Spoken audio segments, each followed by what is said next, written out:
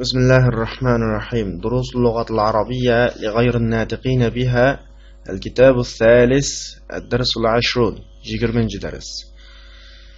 Endi bugungi darsni boshlashdan ilgari darsdagi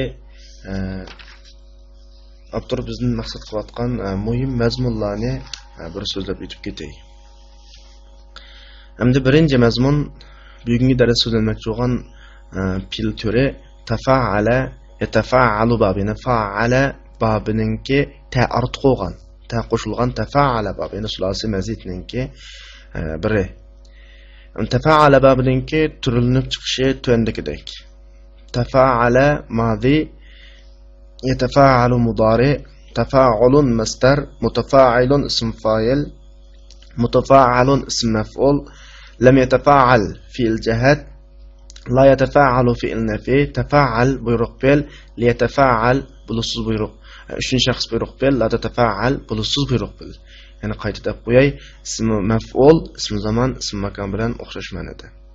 Endi tafa'ala ikkinchi mazmun tafa'ala babining mazmuniga ma'noga kelsak, tafa'ala babi o'rtoqlikni, yani ikki tarafdan ish harakatining teng yuz berganligini ifodalaydi. Masalan, ta'avanatulloh, o'quvchilar o'zaro yordam berishdi. Tasafahan nas, kishilar o'zaro ko'rishdi degandek. Yana bir ma'nosi ishidagi bo'lmagan, masalan, bir narsani qasddan oshkor qilish. Masalan, bilmagan so'zlash, tajahala. Tafa'ala babidan tajahala, o'zi biladigan narsani bilmagan so'zlash. Tamarada, yani kasal bo'lmasa-mu, kasal qiyofatga kiraverish degandek, asli bo'lmagan holatga bir qiyofatga kiraverish. Hamda yuqoridagi tafa'ala babining ahvollari darsimizdagi 2-3 mashqlarda. Undan keyin tafa'ala babininki 2-3-4 mashq, tafa'ala babining ma'nolari 5-mashqlarda bor. Ondan keyin mustafa'ala babininki oldingi darsimizda tafa'ala babida ducho'g'inga o'xshash ikkita o'rtaq gap qiladigan ahvollar bor. Masalan, tafa'ala yatafa'alu deb bil mudari'ni turliga vaqtimizda yatafa'alu, yatafa'alan, yatafa'aluna, tatafa'alu deb tatafa'al ikkita tushib qolgan ahvollarda ikkitani qanday qilsak bo'ladi, birini tashlasak bo'ladi. Masalan, Qur'oni Karimda va la tanabazu bil alqab dabag'u, bu aslisi va la tatanabazu lita'arafu, aslisi litata'arafu, va ja'alnakum shu'uban va qaba'ila lita'arafu degan o'rinda aslisi litata'arafu. Ta'awanu 'alal birri wat taqwa va la ta'awanu 'alal ismi wal udwan deki va la ta'awanu asli va la tata'awanu degan shaklda hammasida taqana qilib ketgan, tushib ketgan. Bu darsimizdagi bugungi 3-mazmun. Endi bu mazmun darsimizdagi 6-mashqqa qarasa shu yerdan tepilishi mumkin. 4-mazmun bugun o'rganmoqchi bo'lgan layta. Endi layta sizlar bizga ma'lum hurfu mushabbaha bil fi'lininki birisi. Ya'ni hurfu mushabbaha bil fi'l degani mubtada xabarning ustiga kirib, mubtadani o'zining ismiga aylantiradigan, xabarini o'zining xabariga aylantiradigan bir harflarga, tilga o'xshaydigan harflar. Mush harflarning birisi demak laytimo ismisini zavar, xabarini pesh o'qitadi.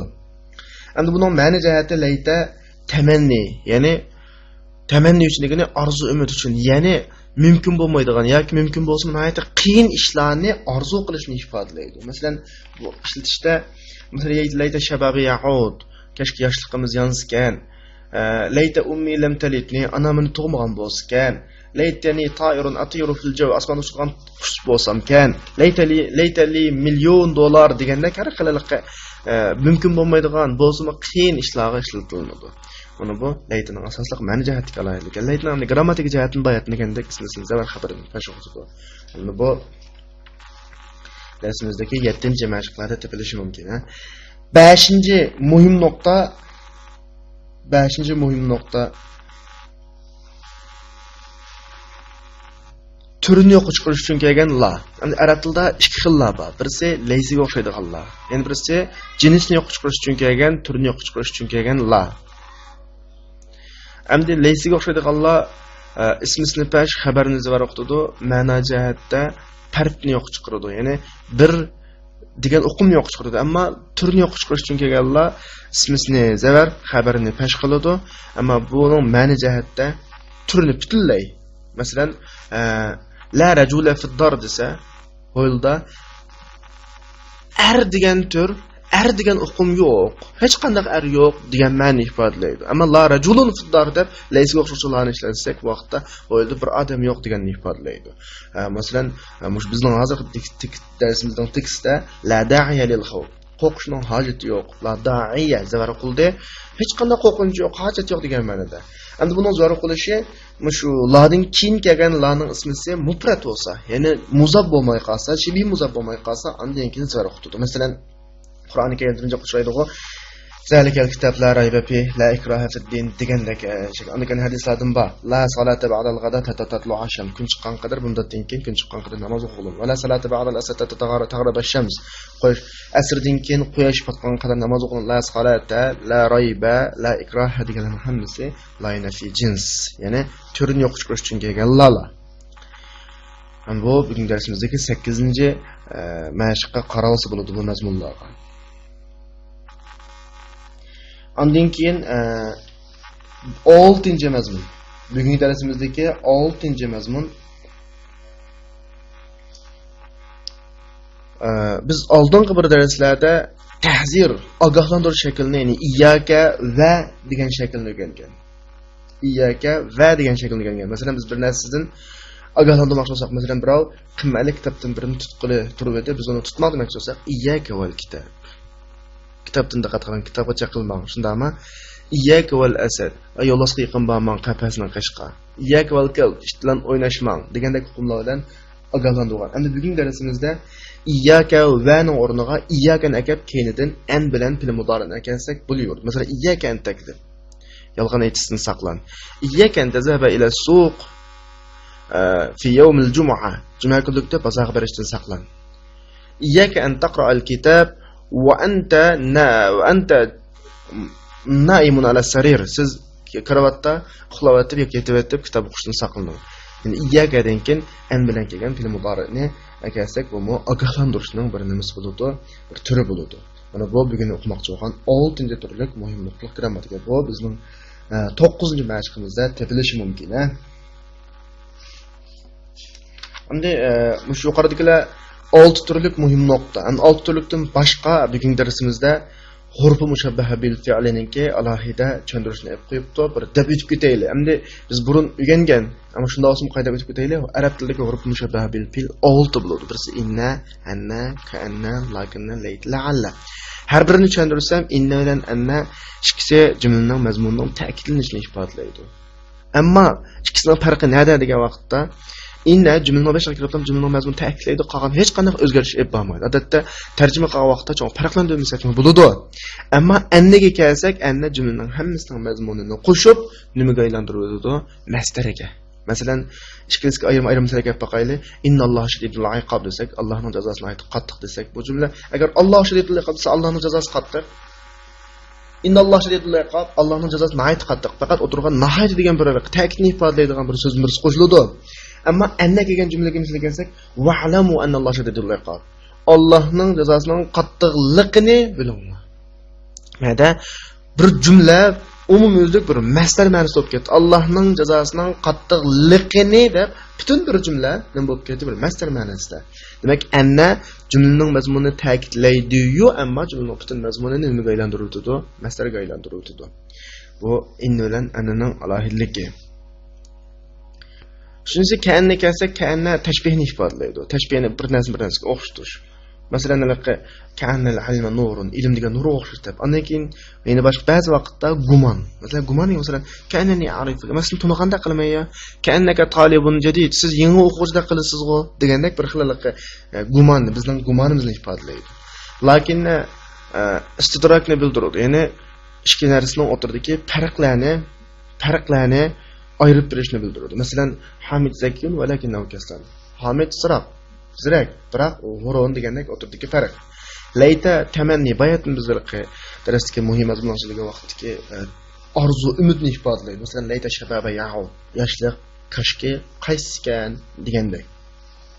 La'alla tarajji va ishfoq, bir narsani orzu, umid qilish va shu narsaga qiziqishni ifodalaydi. Masalan, la'allallohu yaghfirli. Ishfoq degani boshqa ko'ngil bilish, Allah menga mag'firat qilishi mumkin deb Allohning mag'firat qilishini umid qilamiz.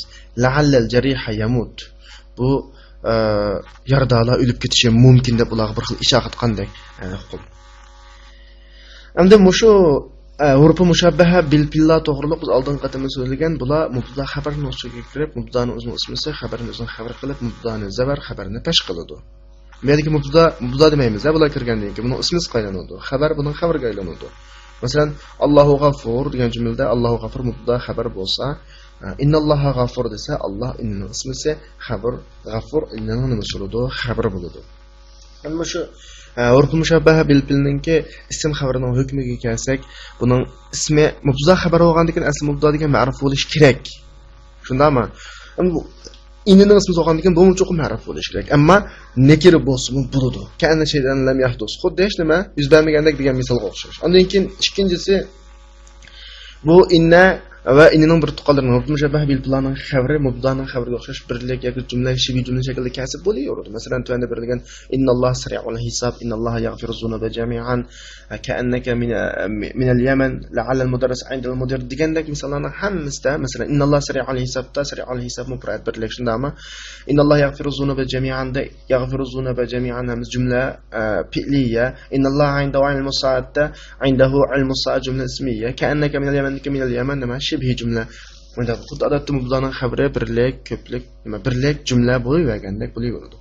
Uchinchi hukmi buning xabarini shu urf mushabbah bil planing xabarini shu mushabbah bil planing oldiga chiqishga bo'lmaydi, ismini oldiga chiqishga bo'lmaydi. Masalan, innalloha g'afurur rahimda hargiz g'afurun innalloha yoki innalloha inna g'afurun Alloh degil bo'lmaydi. Qat'iy cho'qim ismisi burun xabar keyin kelish kerak. Endi durust bo'ladigan o'rin qanday o'rin desa, inna urf mushabbah bil planing ismisi ma'ruf bo'lib, xabari shibi jumla bo'lgan vaqtida an xabarini shu urf mushabbah bil plan ismini o'tirga kelsak bo'ladi. Masalan, inna ilayna iyabahum thumma inna alayna hisabahum deb inning ismisi iyabahum hisabahum bular ma'rifa, andikan xabar ilayna alayna degandek shibi jumla bo'lgan vaqtda ismisining oldiga chiqsak bo'ladi.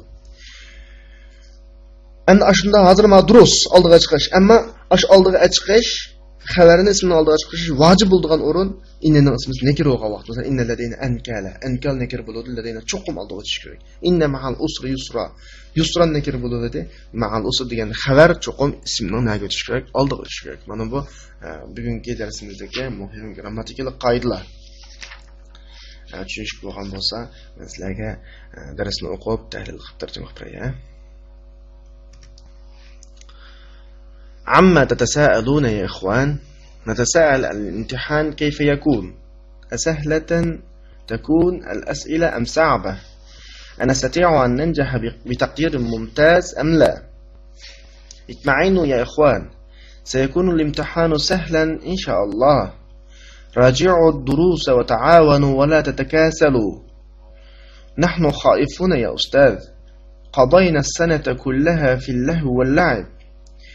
يا ليتنا اجتهدنا طوال العام كما نجتهد الآن قبيل الامتحان. كونوا متفائلين ولا تكونوا متشائمين، لا داعي للخوف فإنكم طلاب مجتهدون والحمد لله. لا بد من الثقة في أنفسكم. ما لك تتثاءب يا أبا بكر؟ تناولت دواء بعد الفطور يبدو أنه منوم. اذهب إلى غرفتك واسترح. يخرج أبو بكر. يا أستاذ، إن هذين الطالبين يتشاجران دائما، أرجو أن تنسحهما. لما التشاجر يا حامد؟ إن عباسا يقول لي دائما يا أعور، وهو يقول لي يا أعرج. لا يجوز هذا يا أخوي. أما سمعتما قوله تعالى في سورة الحجرات ولا تنابذوا بالألقاب؟ والتنابذ هو أن يدعو بعضنا بعضا بلقب السوء. لا ينبغي للمسلمين يتنابذوا، فقد نهانا الله تبارك وتعالى عنه وسماه فسوقا. فتوبوا إلى الله واستغفراه. نتوب إلى الله ونستغفره. أود أن يتسافحان. أرجو أن تسمح لي بانصراف فإني أشعر بتعب شديد. إياك أن تتمرد يا علي. أعوذ بالله أن أكون من الكاذبين. اذهب شفاك الله.